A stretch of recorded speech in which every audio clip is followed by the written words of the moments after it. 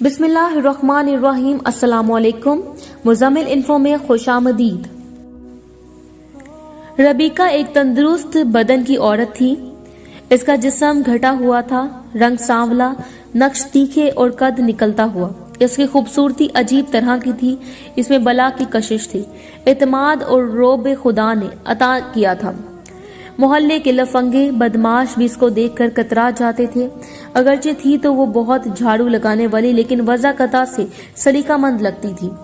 صبح اجالا ہونے سے پہلے ہی وہ گھر سے نکلتی اور منہ اندھیرے گلیوں کی صفائی شروع کر دیتی۔ اس کا خاوند بھی خاکروب تھا۔ روزانہ صبح تڑکے کے دونوں اکٹھے کام پر نکلتے۔ یہ ان کا معمول تھا۔ ان کے 2 بچے تھے جو اس وقت سو رہے تھے۔ ربیکہ اگرچہ چاقو چوبند عورت تھی، مگر جب اس کا شوہر فوت ہو گیا تھا تو اس صدمے نے اس کو چند دنوں میں ہی عمر رسیدہ کر دیا تھا۔ اس کی دنیا اچانک اجڑ گئی تھی۔ غم سے نڈھال کیوں نہ ہوتی۔ اس کا شوہر پیٹر بھی جوان آدمی تھا۔ وہ محنتی ہی نہیں، فرض شناس اور دیانتدار بھی تھا۔ دونوں ہی اپنا کام دلجمی سے کیا کرتے تھے اور سورج نکلنے سے پہلے پہلے محلے کی تمام گلیوں میں جھاڑو لگا کر ان کو صاف اور اجلا کر دیتے تھے۔ ایک دن بدقسمتی سے پیٹر صبح 4 بجے سڑک کی جھاڑو لگا رہا تھا کہ ایک ویگن اچانک گلی کے موڑ پر نمودار ہوئی اور اس غریب کو کچلتی ہوئی نکل گئی۔ شاید ویگن کے ڈرائیور نے نشہ کر رکھا تھا۔ وہ اس قدر مستی میں تھا کہ اس کو احساس بھی نہ ہوا ویگن کے پہیوں تلے ایک انسانی جان کچلی جا چکی تھی۔ یہ ایک معمولی حادثہ نہ تھا، پھر بھی یہ ایک معمولی حادثہ ہی تھا کہ روز کہیں نہ کہیں اس قسم کے بے نام لوگ حادثے کا شکار ہو کر مرتے ہی رہتے تھے۔ اتنے بڑے حادثے پر ربیکہ کو صرف 10 روز کی چھٹی ملی اور وہ پھر سے گلیوں میں جھاڑو لگانے موجود ہوئی۔ غریب آدمی پر کیسا ہی حادثہ گزر جائے، وہ زیادہ دن اپنے کام سے دور نہیں رہ سکتا، کیونکہ اس کو اپنے بچوں کے پیٹ بھرنے کی فکر کرنا ہی ہوتی ہے۔ اس کے بچے اخراجات پورا نہ ہونے کے سبب اسکول نہیں جا سکتے تھے۔ وقت گزرتا رہا، وہ بھی اپنے جیون ساتھی کے بغیر جینا سیکھ گئی تھی۔ اکیلی ہی رسان سے اپنے فرائض انجام دیتی تھی۔ بچے بڑے ہو رہے تھے۔ یوں ہی 3 برس گزر گئے۔ اس نے دوسری شادی کا کبھی نہ سوچا۔ ربیکہ اپنے بچوں سے دیوانگی کی حد تک پیار کرتی تھی۔ کہنے کو خاکروب تھی، مگر خیالات اونچے تھے۔ ہمیشہ یہی بات سوچا کرتی تھی کہ میں اپنے بچوں کے ہاتھ جھاڑو کے بجائے قلم اور کتابیں دوں گی، ان کو پڑھا لکھا کر عزت دار بناؤں گی۔ یہ تعلیم حاصل کرنے کے بعد کچھ بن جائیں گے تو ان کو منہ اندھیرے اٹھ کر گلیوں کی خاک نہیں پھانکنی پڑے گی، کوڑے کرکٹ کے ڈھیر نہیں اٹھانے پڑیں گے، انہیں وقت پر دوا اور پیٹ بھر کر روٹی ملے گی۔ اس نے نورین اور کمال کو اسکول میں داخل کروا دیا۔ خود وہ سارا دن لوگوں کے گھروں میں سخت مزدوری کرتی تھی۔ اس طرح بچوں کی تعلیمی اخراجات پورا کرنے کا اہتمام ہو جاتا تھا۔ وہ ہمارے گھر روزانہ شام کو لان میں پانی لگانے آتی۔ امی کی عادت تھی کہ شام کو لان میں کرسی ڈال کر بیٹھ جاتی۔ جب ربیکہ آتی تو اس کے ساتھ گفتگو کرتی جاتی اور وہ اپنا کام سرانجام دیتی رہتی۔ وہ اکثر اپنے بچوں کے بارے میں ہی امی سے باتیں کرتی یا پھر مہنگائی سے متعلق گفتگو ہوتی۔ وہ کسی سیانے گیانے کی مانند تھوڑی پر انگلی رکھ کر کہتی، بیبے جی، کیا یہ نہیں ہو سکتا کہ سرکار سارے ملک میں ہر کسی کا علاج مفت کر دے، خاص کر ہم غریبوں کو بغیر خرچہ کیے دوا دارو مل جائے؟ میرے بچے تو آئے دن بیمار رہتے ہیں۔ امی تب سوچ میں پڑ جاتی کہ اس کو کیا جواب دیں۔ یہ عورت اکیلی اپنے بچوں کے لیے کتنی محنت کرتی ہے، اس کا تو کوئی سہارا بھی نہیں ہے۔ اگر اس کو کچھ ہو گیا تو بچوں کو کون دیکھے گا؟ لیکن خالق کا اپنا نظام ہے، ہماری عقل اس کے اسرار رموز کا احاطہ نہیں کر سکتی۔ ہم تو اس کی حکمتوں کے سامنے انگشت بدنان رہ جاتے ہیں۔ خدا ہی جانے اس بات میں کیا مصلحت تھی کہ ایک روز ربیکہ ہمارے گھر کا کام ختم کر کے نکلی تو اس کو ایک تیز رفتار گاڑی روندتی ہوئی چلی گئی۔ عجب بات کہ میاں اور بیوی کی موت ایک ہی طریقے سے لکھی گئی تھی۔ دونوں کے لہو سے وہی سڑک رنگین ہوئی کہ جس پر وہ روز صبح جھاڑو لگایا کرتے تھے اور اسے اجلا کیا کرتے تھے۔ ایک شخص یہ منظر دیکھ رہا تھا۔ وہ دوڑا ہوا آیا اور ربیکہ کو دیکھا کہ اس کو بر وقت امداد ملنے سے بچایا جا سکے۔ وہ بیچاری اس وقت آخری سانسیں لے رہی تھی۔ اس شخص نے پوچھا، تم کون ہو اور کہاں رہتی ہو؟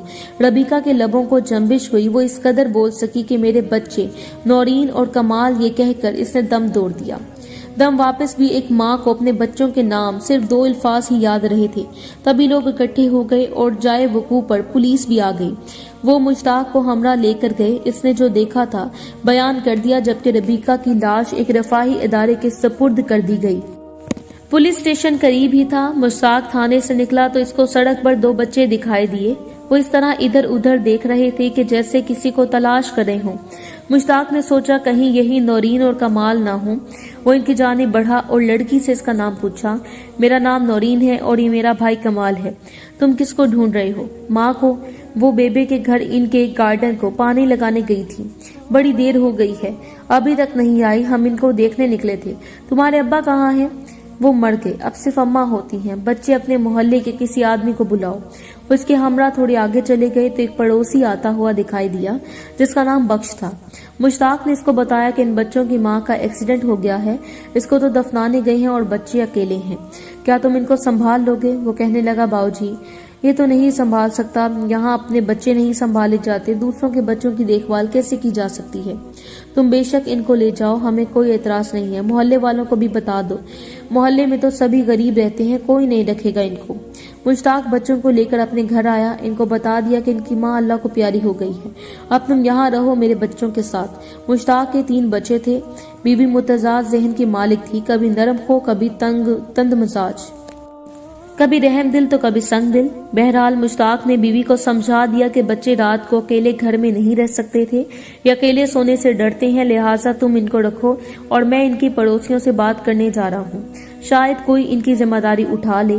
थोड़ी देर बाद वो वापस आ गया। बीवी ने पूछा, क्या हुआ, बात करके आए हो? बोला, हाँ, वहाँ कोई इनको रखने पर तैयार नहीं, सभी बहुत गरीब लोग हैं, इन्होंने इनके घर पर ताला डाल दिया है, फिलहाल इनका कोई सरपरस्त नहीं है, तुम इनको कुछ दिन रख लो। मुश्ताक की बीवी दिन भर के कामकाज से थकी हुई थी, रात हो रही थी। इसने बच्चों को खाना दे दिया और दूसरे कमरे में चटाई पर सुला दिया। सुबह जागी और कहने लगी, मुश्ताक तुम ये किन खाकरूबों की औलाद उठा लाए हो, अपने बच्चों का तो ख्याल किया होता।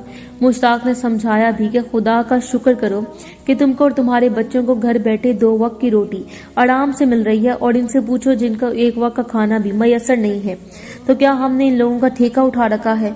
तुमको खुदा समझे, तुम जिसको चाहो घर उठा लाओ, खुदा का खौफ करो। मुश्ताक ने कहा, यतीम और बेसहारा बच्चों को नहीं, इस वक्त तुम अपनी किस्मत को धुतकार रही हो। अच्छा, बड़े नेकोकार ना बनो, अब काम पर जाओ, तुमको देर हो रही है। मुश्ताक चला गया तो इसकी बीवी ने सोचा कि ऊपर के काम के लिए कितनी हलकान होती हूँ, मुझको किसी मददगार की जरूरत रहती है। ये 2 वक्त के खिदमतगार मिल गए हैं, काम में हाथ बटा लेंगे, मुलाजिम तो सस्ते में मिलते नहीं, इन्हें रहने ही दो। इस कारण इसने इनको रख लिया। मुश्ताक दफ्तर से घर आया तो तहमीना का मूड ठीक देखकर खुश हो गया।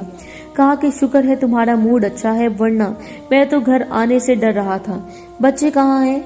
वो पिछले कमरे में हैं, मैंने स्टोर का एक खाली हिस्सा करके इनको रहने दिया है। चलो ये तो अच्छा है, अब खाना तो खिलवाओ। बीबी ने खाना लाकर मुश्ताक को दिया। तभी इसने पूछा, क्या तुमने नौरीन और कमाल को खाना दे दिया है? दे दिया है, तुम क्यों इतनी फिक्र करते हो, आखिर मैं भी इंसान हूँ, बीबी ने बेदिली से जवाब दिया। मुश्ताक ने मजीद इससे बातचीत को मुनासिब ना जाना और सर झुकाकर खाना खाने लगा। नौरीन और कमाल मुश्ताक के घर रहने लगे। अगरचे वो यहाँ बड़ी अजनबियत महसूस करते थे, सहमे सहमे रहते थे, जिसकी वजह ये थी कि खातून खाना ने इनसे फासला कायम रखा और अपनायत का एहसास न दिया था। वो इनसे बहुत कम बात करती थी, अपने बच्चों से भी कहती कि तुम लोग इनके साथ मत खेला करो, ये एक झाड़ू लगाने वाले की औलाद है। तहमीना ने इन मासूमों को एक छोटे से कमरे में समेट दिया। वो बहुत ही कम घर से बाहर जाते थे। जब तहमीना के बच्चे स्कूल चले जाते तब वो इनको बुलाती और घर के काम करवाती थी। बच्चे बेचारे कुछ ना समझते कि इनके साथ क्या हो गया है। जब माँ याद आती तो बस आपस में मासूमाना गुफ्तगू करके रोते और एक दूसरे के आंसू पोंछते और तसल्ली देते थे।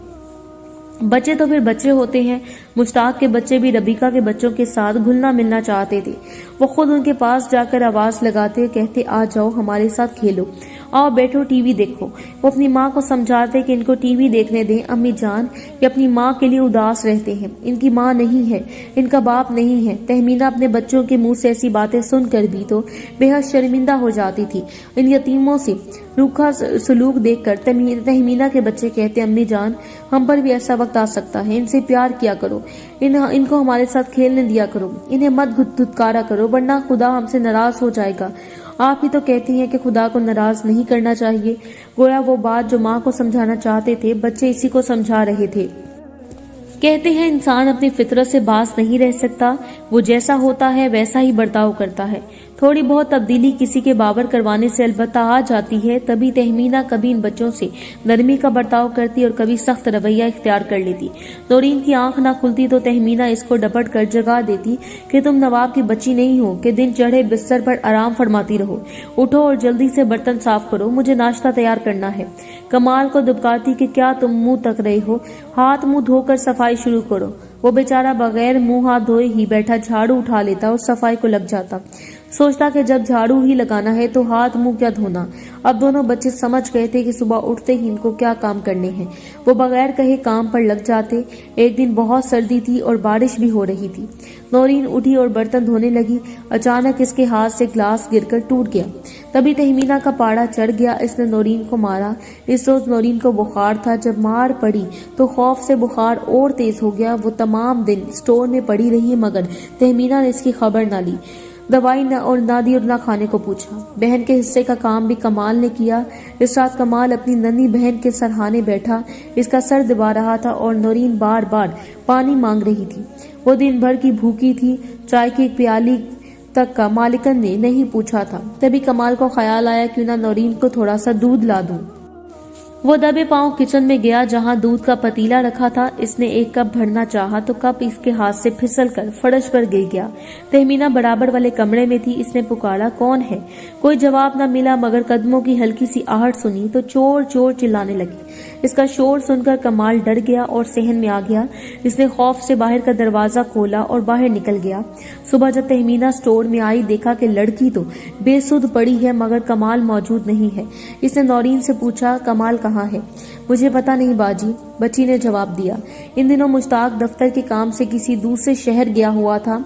2 दिन गुजर गए, कमाल ना आया। तहमीना को फिक्र हुई कि लड़का कहाँ गायब हो गया है। मुश्ताक आए तो कहे कि कमाल गायब है, और किससे ये बात कहती। शौहर आ गया, बताया कि लड़का तो 2 रोज से गायब है। कहाँ गायब है क्या मालूम। आप देखो, नौरीन भी कुछ नहीं बताती। नौरीन का बुखार उतर चुका था। वो बहुत कमजोर हो गई थी। कमाल के लिए परेशान थी। इसकी बेचैन आंखें सारे घर में अपने भाई को तलाश कर रही थी। इसके बिना नौरीन का यहाँ रहना महाल था। इसका दम घुट रहा था। वही तो एक इसका सहारा और इसका गमगुसार था। मुश्ताक लड़के का खोज लगाने चला गया। इधर उधर पता किया, सुराग न मिला तो अपने एक दोस्त के पास पहुंचा जो पुलिस इंस्पेक्टर था। इसने भी खास तवज्जो ना दी। भला ऐसे बच्चों की बाजियाबी में कौन दिलचस्पी लेता है जो लावारिस हो, जिनका कोई ना हो। हफ्ता भर नौरीन ने इंतजार किया, मजीद सब्र ना कर सकी और एक रोज अपने भाई को ढूंढने घर से निकल गई और इधर उधर गलियों में फिरने लगी। जहां कमाल की उम्र के लड़के देखती, इनके पीछे हो लेती। इनको करीब से जाकर देखती और पूछती, क्या तुमने कमाल को देखा है? वो मेरा भाई है, घर से चला गया है। बच्चे इसकी बात को समझ ना पाते, क्या जवाब देते। यही कहते कि हमने तो इन्हें नहीं देखा, न जाने कौन है तुम्हारा भाई। इसको ढूंढते ढूंढते यूं ही शाम हो गई। कमाल ना मिला, मगर सर्दी बढ़ने लगी। जब वापस आई, दरवाजा खटखटाया। किसी ने दरवाजा ही ना खोला। इस रोज मुश्ताक घर पर ना था। बीवी सरे शाम सो गई थी। बच्चे भी सो चुके थे। नौरीन थकन और भूख से निढाल थी। रात सर पर थी। वो रोते रोते गली में एक थरे पर सो गई। बुखार तेज हो गया। वो रात भी सर्दी में पड़ी रही। सुबह हुई तो हिलने जुलने के काबिल ना थी। इससे उठा ना जा रहा था। वो कहती रही, कोई मुझे उठाओ, खाना दे दो, मुझे दवा दे दो, मेरे भाई को ढूंढ कर ला दो। लेकिन किसी ने इसकी आवाज ना सुनी। इसे खाना ना दिया, ना दवाई दी और ना इसके भाई को तलाश करके दिया। वो कई घंटे गली में पड़ी रही। ये कहते कहते इसका गला बंद हो गया और वो मर गई। जब वो मर गई तो किसी की इस पर नजर पड़ी। इसने करीब आकर हिलाया, अरे ये तो मर चुकी है। तब सारे मोहल्ले वाले इकट्ठे हो गए। अब वो पूछ रहे थे कि ये कौन है, इसको क्या हुआ है और ये कैसे मर गई। किसी ने कहा, ये तो मुश्ताक के घर पर रह रही थी, इसका भाई भी था। मगर मुश्ताक कहाँ है, वो तो दौरे पर गया हुआ है। अब वो एक दूसरे को मुर्दे इल्जाम ठहराने लगे कि दिन भर पास से गुजरते हुए भी किसी ने इस बच्ची की तरफ तवज्जो क्यों ना दी। इसकी लाश लेक के इर्द गिर्द लोगों में से एक शख्स बख्श था। उसने कहा, ये तो अपने खाकरूब रबीका की लड़की है जो गाड़ी तले आकर मर गई थी। किसी ने भी इसको पनाह दी तो मुश्ताक भाई अपने घर ले आए थे। इन्होंने भी रख लिया मगर ख्याल न किया, बच्ची बाहर आ पड़ी। रात भर ठंड लग रही थी तो मर गई। कुछ दिनों तक यही चर्चा रहा, फिर बात खत्म हो गई। किसी ने थाने रिपोर्ट ना कराई क्योंकि मुश्ताक इनके मोहल्ले का भला मानस था, तो इसके खिलाफ रिपोर्ट क्यों करवाते। अपना पुराना पड़ोसी था और इसका क्या कसूर। इसने तो पनाह दी थी। वो दौरे पर था واقع اس کے پیچھے ہوا تھا۔ بہرحال اب تو اس بیچارے کی نیکی پر بھی مٹی پڑ گئی تھی۔ اس واقعے کا میرے دل پر بہت برا اثر ہوا تھا۔ امی بھی ربیکہ کو یاد کر کے اداس تھی۔ انہوں نے تو کئی روز تک کھانا بھی نہیں کھایا تھا۔ جب کھانا کھانے بیٹھتی نورین اور کمال کی بھولی بھالی شکلیں یاد آ جاتی اور ربیکہ کی باتیں، تب میں سوچتی کہ کیا اتنے بڑے ملک میں کوئی بھی اس کو روٹی نہیں دے سکتا تھا؟ جب یہ بخار میں تڑپ رہی تھی تو کیا کوئی اسے دوا نہیں دے سکتا تھا؟ کیوں سارے محلے والے اتنے خود غرض ہو گئے کہ بس اپنے لیے جیتے ہیں؟ ارد گرد کسی کو خبر نہ تھی۔ افسوس وہ ماں رہی نہیں اور نہ اس کے بچے۔ کچھ روز لوگوں کی زبانوں پر ان کے تذکرے ضرور رہے اور پھر وقت کے ساتھ ساتھ اس قصے کو سب نے بھلا دیا۔